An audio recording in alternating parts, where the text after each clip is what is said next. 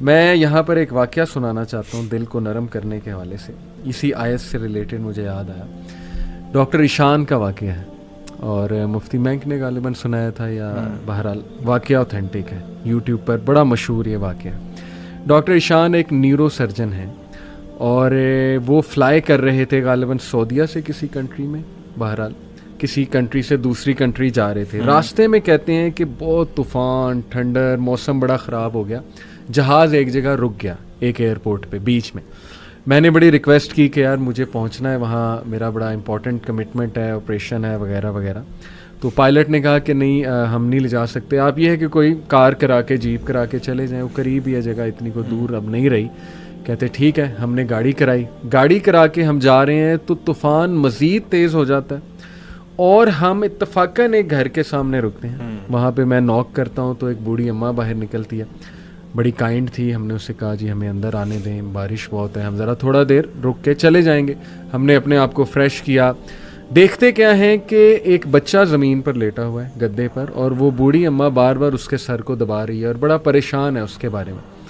کہتے میں نے پوچھا کہ کیا مسئلہ ہے اس بچے کو, تو انہوں نے کہا کہ اس کا کوئی برین کا مسئلہ ہے یا ایسی کوئی پرابلم ہے جو بہت مشکل ہے یہاں کے ڈاکٹرز کے لیے. تو انہوں نے کہا مجھے بتائیں, میں بھی ڈاکٹر ہوں, میرے بڑے واقفیت ہے.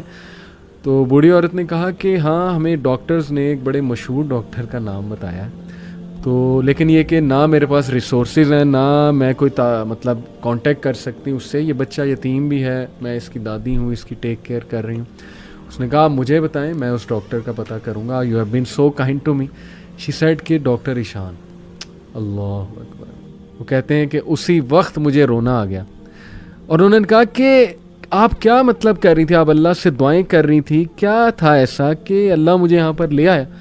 ہی سیڈ کہ پتہ نہیں, میں تو بس استغفار بہت کرتی تھی, استغفر اللہ استغفر اللہ, اور میں اللہ سے کہتی تھی کہ اللہ ہم تو نہیں جا سکتے, بس کسی طرح تو ذریعہ بنا دے, یہ بچہ تیرے سامنے ہے.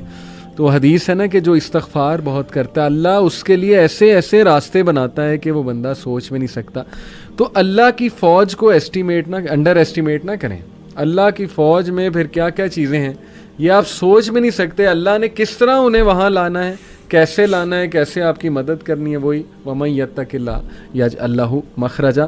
تو میری گزارش ہے لوگوں سے وہ مایوس نہ ہوں, اللہ سے مانگتے رہیں, اللہ کو پہچانیں, اور اللہ کو پہچانیں. اور یہ بات یاد رکھیں کہ دنیا کی زندگی الٹیمیٹلی اصل زندگی تو ہے نہیں.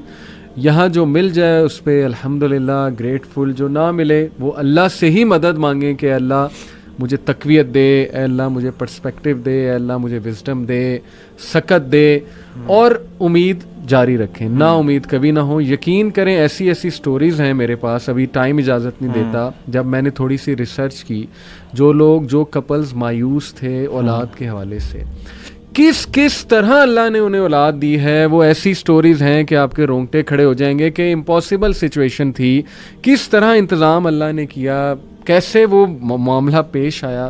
بس وہ اللہ کے کرنے ہیں. تو مایوسی جو ہے میں سمجھتا ہوں وہ مومن کو بالکل زیب نہیں دیتی ہے.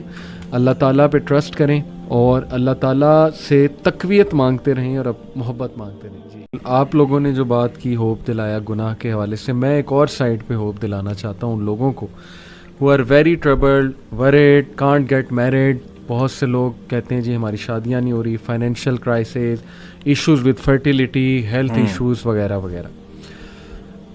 ابو ذر غفاری رضی اللہ عنہ کہتے ہیں کہ نبی صلی اللہ علیہ وسلم نے فرمایا, Indeed I know a verse to which if the people held on it would be sufficient for them. صحیح حدیث.